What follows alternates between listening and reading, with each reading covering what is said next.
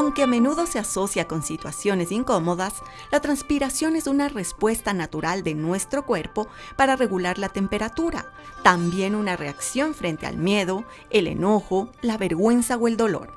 La composición de este líquido que segregan las glándulas sudoríparas puede variar según la dieta y la genética, lo que significa que cada persona tiene su propia firma química.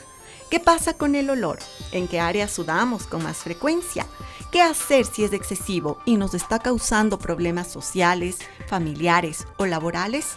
Los especialistas nos responden estas y otras dudas acerca del sudor.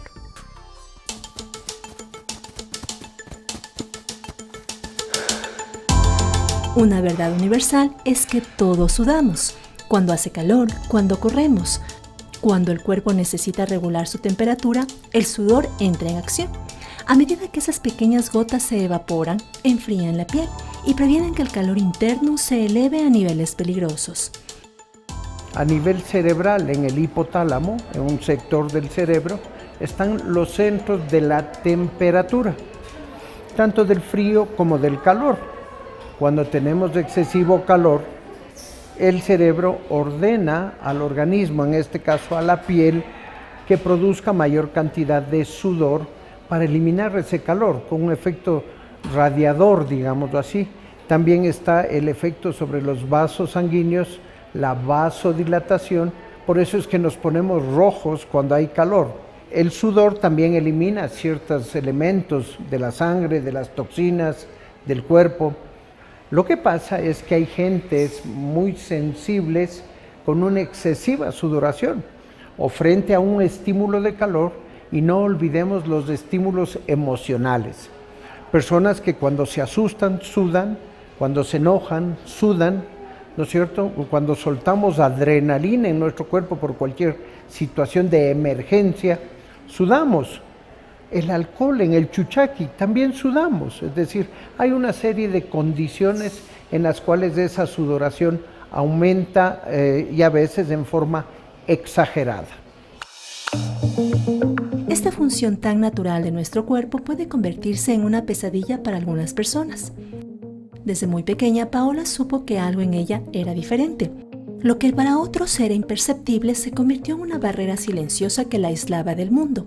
Con apenas 4 años, sus tareas escolares se complicaban cuando sus pequeñas manos se empapaban de sudor. Sin embargo, lo peor de todo era el saludo. Ese gesto simple y cotidiano era una fuente constante de ansiedad. Cuando yo hacía los deberes, se me manchaban las hojas de las tareas y tenía que arrancar y a volver a repetir. A veces también tenía como servilletas al lado para poder secarme las manos y seguir ahí escribiendo, pero era muy incómodo porque a cada rato tenía que hacer eso. Igual a veces no tenía tiempo para estarme secando, sino que tenía que acabar rápido los trabajos en clases. Y cuando yo cogía el esfero se me resbalaba. Igual me salían ampollitas en los deditos, por lo que se resbalaba mucho. Entonces ahí me lastimaba los dedos. Después de un tiempo, casi a los 7 años, la sudoración paró. Aproximadamente a los 10, 12 años el sudor volvió. Y volvió más. Yo veía mis manos y era agua. Brillaba las manos del tanto el sudor que era. Estaba en mi etapa de adolescencia, entonces cogerme las manos con mis amigas o cualquier cosa era incómodo. No se sentía bien.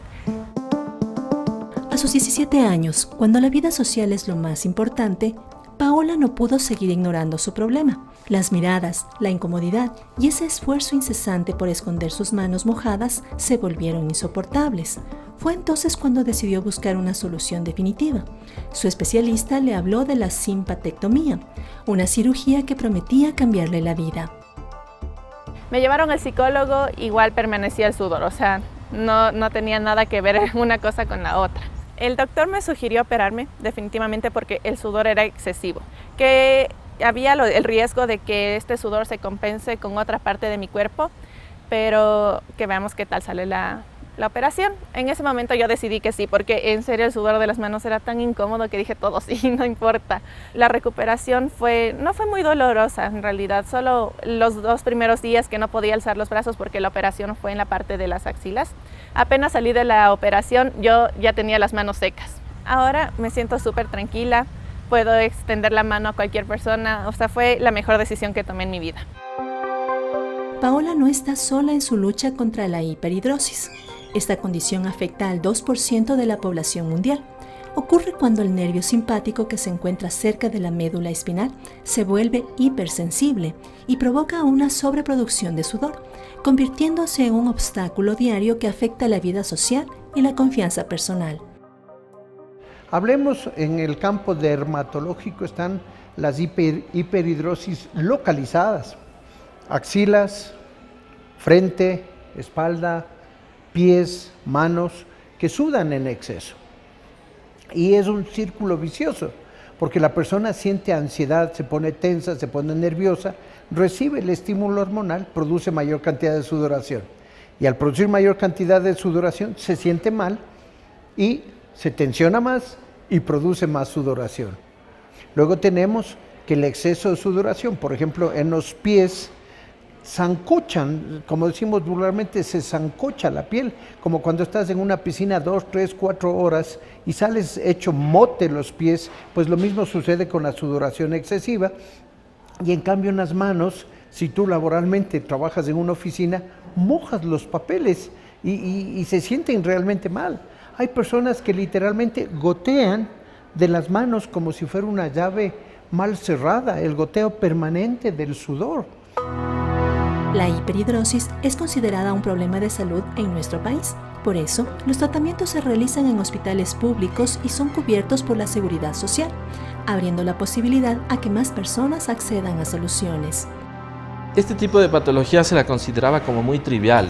Yo creo que hasta hace unos 10, 15 años una persona que sudaba era muy mal vista, pero aún si sudaba en el rostro porque era más visible, más aún si sudaba en las manos. Entonces tenía mucho problema al tener una interrelación con el medio en el que estaba. Entonces, evidentemente, esto al consistir o tratarse en una patología que afecta a la condición de vida del paciente, que afecta el entorno, el ambiente laboral, la situación familiar, las relaciones interpersonales, evidentemente marca la necesidad de un tratamiento, y es ahí en donde entra, por ejemplo, la cirugía para optar por un mecanismo de solución definitiva al sudor localizado que presenta el paciente. La simpatectomía torácica requiere anestesia general y aunque suena compleja, los resultados son inmediatos y muy satisfactorios. ¿Y cómo yo hago esta cirugía? Haciendo un procedimiento de mínima invasión dentro de la cavidad torácica en cada lado del tórax del paciente, para yo llegar hacia donde está el nervio simpático, dentro de la cavidad donde se aloja el pulmón, haciendo que este se colapse o disminuya su tamaño, para llegar hacia el nervio simpático que es visible internamente hacia la parte posterior de cada cavidad torácica y cortándolo al nivel que necesita el paciente para cada tipo de sudor. No es lo mismo cortar el nervio simpático si nosotros tratamos sudor de cara o de axilas o de manos. Y es un procedimiento de corta estancia. Nosotros realizamos esta cirugía en aproximadamente 30 minutos a 1 hora, en donde el paciente después de la cirugía ya se da cuenta, por ejemplo, si sudaba las manos, que ya no suda más. Dentro de los riesgos principalmente, yo creo que el más importante en donde uno se tiene que centrar mucho al abordar cada caso y cada paciente es el de la sudoración compensatoria.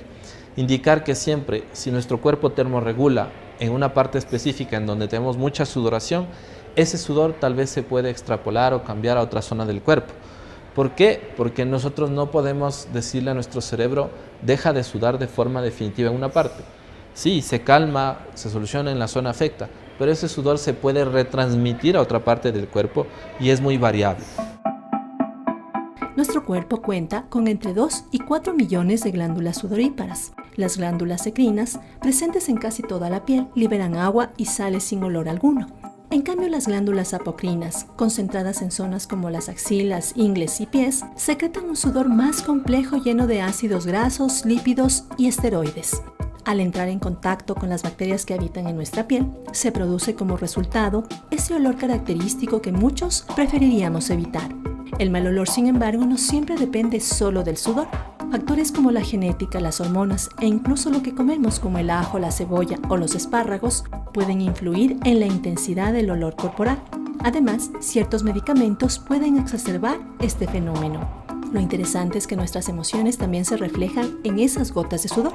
Miedo, vergüenza, ansiedad, dolor. Cada una de esas sensaciones pueden hacer que el cuerpo responda sudando. Claro, puede tener buenas costumbres de aseo, pero su población bacteriana, la flora de la piel que llamamos, que son hongos, bacterias, virus, cuando proliferan por las condiciones de humedad o de calor, se degradan, se destruyen y el mal olor viene dado fundamentalmente por el componente bacteriano en la sudoración. Hay ciertos componentes de hierro, ciertos componentes ácidos que se excretan a través del sudor y obviamente tenemos que sentir ese olor propio, ¿no? Durante la pubertad, las glándulas sudoríparas se vuelven más activas. Los cambios hormonales propios de esta etapa de la vida hacen que el sudor y en muchos casos el olor se conviertan en compañeros no tan bienvenidos. Cuando nosotros atravesamos distintas etapas en el crecimiento, principalmente pasamos de la niñez a la adolescencia, ya notamos que en la pubertad existen cambios notorios en los cuales el adolescente no solamente pasa por los cambios hormonales habituales, sino por la transformación de caracteres sexuales secundarios que hacen que normalmente estas glándulas aumenten su producción de sudor, usualmente. Sin embargo, en la etapa de niños sí hemos visto pacientes a veces de menos de 12, 11 años quizás, que ya vienen con la patología.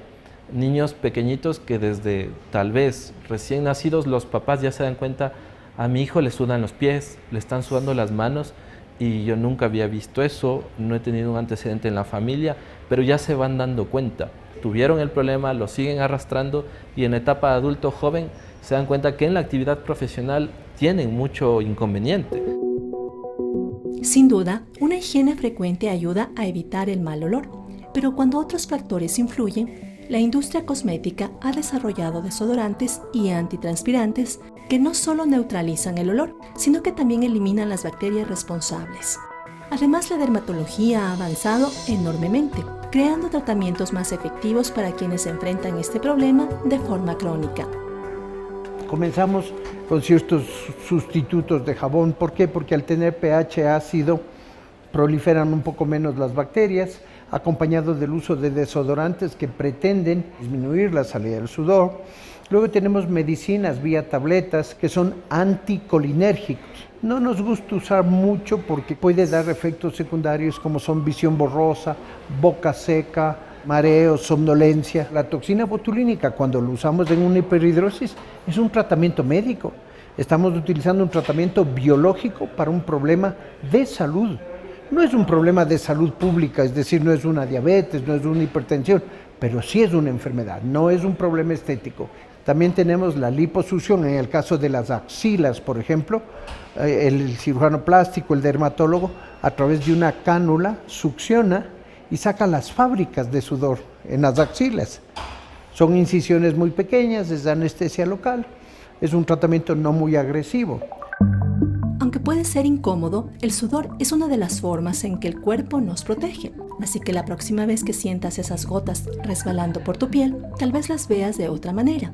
No es solo transpiración, es tu cuerpo cuidándote.